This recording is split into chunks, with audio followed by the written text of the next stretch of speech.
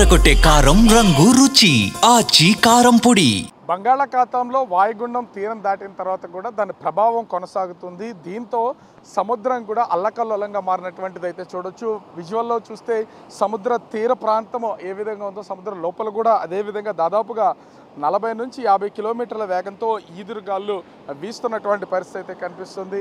సముద్రము చాలా అంటే ఈ సమయంలో ఇంచుమించుగా కొంత ప్రశాంతంగా ఉంటుంది. కానీ అటు వాయుగుండం ప్రభావంతో తీవ్ర రూపం దాల్చినటువంటి పరిస్థితి అయితే ఉంది. ఇప్పటికే నిన్న తీవ్ర వాయుగుండం గోపాల్పూర్ దగ్గర ఇది తీరం దాటిన తర్వాత కొంత నెమ్మదించి ప్రస్తుతం అయితే వాయుగుండంగా కొనసాగుతుంది. ఇది పూర్తిగా బలహీనపడితే కానీ దీని ప్రభావం వర్షాల రూపంలో తగ్గే అవకాశం అయితే లేదు. దీంతో ఇప్పటికే మత్స్యకారులు ఎవరూ వేటకు వెళ్ళొద్దని వాతావరణ శాఖ అధికారులు అయితే హెచ్చరికలు జారీ చేసినటువంటి పరిస్థితి అయితే ఉంది.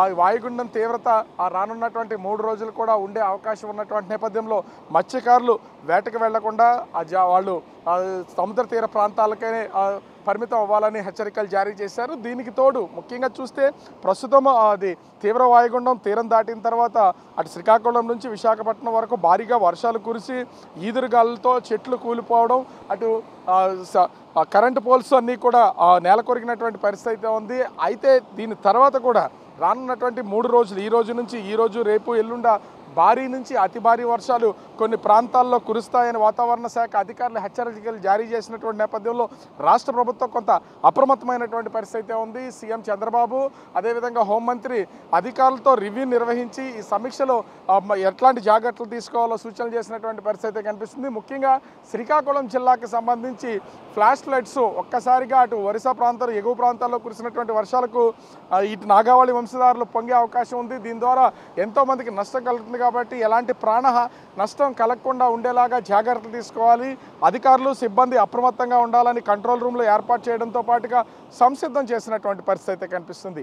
దీనికి తోడు ముఖ్యంగా చూస్తే అటు శ్రీకాకుళం, విజయనగరం, పార్వతీపురం, మన్యం జిల్లాల్లో భారీగా వర్షాలు కురిసే అవకాశం ఉందనేది భారీ నుంచి అతి భారీగా కురుస్తాయని వాతావరణ శాఖ అధికారులు అయితే తెలియజేస్తున్నారు. అల్లూరు సీతారామరాజు జిల్లా, విశాఖపట్నం, అనకాపల్లి, అంబేద్కర్ కోనసీమ, కాకినాడ, తూర్పుగోదావరి, ఏలూరు, పశ్చిమ గోదావరి జిల్లాల్లోనూ ఎన్టీఆర్ జిల్లాకు సంబంధించి కొంత భారీ వర్షాలు కురిసే అవకాశం ఉందని, బాపట్ల, నంద్యాల, ప్రకాశం, నెల్లూరు జిల్లాల్లో అదేవిధంగా అన్నమయ్య ఈ జిల్లాలకు సంబంధించి కొంత చెదురుమదురుగా కొన్ని ప్రాంతాల్లో భారీ వర్షాలు కురిసే అవకాశం ఉందని వాతావరణ శాఖ అధికారులు అయితే హెచ్చరికలు జారీ చేస్తున్నారు. అయితే కొంత ఎక్కడ వర్షం కురిసినా కూడా ఇంచుమించుగా 12 సెంటీమీటర్లకు పైనే భారీ వర్షం కురిసే అవకాశం ఉన్నటువంటి నేపథ్యంలో అధికార యంత్రాంగం ప్రాణ నష్టం జరగకుండా ఉండాలని సూచిస్తున్నటువంటి పరిస్థితి ఉంది.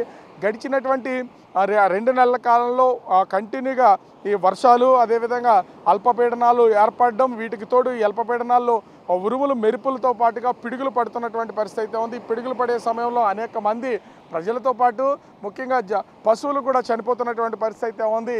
చెట్ల కింద అదేవిధంగా శిథిలావస్థకు చేరినటువంటి బిల్డింగుల దగ్గర ఉండొద్దు, ఎందుకంటే వర్షాలకు నాని ఆ బిల్డింగులు కూలిపోయే అవకాశం ఉందని అధికార యంత్రాంగం అయితే సూచిస్తున్నటువంటి పరిస్థితి కనిపిస్తుంది. ఓవరాల్గా చూస్తే ఈ వాయుగుండ ప్రభావం అటు శ్రీకాకుళం నుంచి నెల్లూరు వరకు కూడా ఓవరాల్గా ఉండే అవకాశం అయితే ఉంది. దీని ప్రభావంతో రానున్నటువంటి 3 రోజులు కూడా భారీ వర్షాలు కురిసే అవకాశం ఉన్నటువంటి నేపథ్యంలో కొంత అప్రమత్తంగా ఉండాలి, ప్రజలంతా జాగ్రత్తగా ఉండాలని వాతావరణ శాఖ అధికారులు అయితే హెచ్చరికలు జారీ చేస్తున్నారు. నిన్న విశాఖపట్నంలో జరిగినటువంటి ఒక గాలి బీభత్సానికి పెద్ద పెద్ద బోర్డులతో పాటుగా చెట్లు కూడా కూలిపోయడం, కరెంట్ స్తంభాలు కూలిపోయినటువంటి పరిస్థితి ఉంది. వర్షం వస్తున్నటువంటి సమయంలో కూలినాయి కాబట్టి మనుషులు ఎవరు లేకపోవడం వల్ల ఎట్లాంటి ప్రమాదం జరగలేదు, ఆస్తి నష్టం మాత్రమే జరిగింది. ఒకవేళ మనుషులు ఉంటే తీవ్రమైనటువంటి నష్టం సంభవించే అవకాశం అయితే ఉండేది. సో ప్రతి ఒక్కరు కూడా జాగ్రత్తగా ఉండాలని అధికారులు సూచించడంతో పాటు అధికార యంత్రాంగాన్ని ప్రభుత్వం అప్రమత్తం చేస్తున్నటువంటి పరిస్థితి అయితే కనిపిస్తోంది. కెమెరామెన్ అజయ్తో రాజు, బిగ్ టీవీ, విశాఖపట్నం.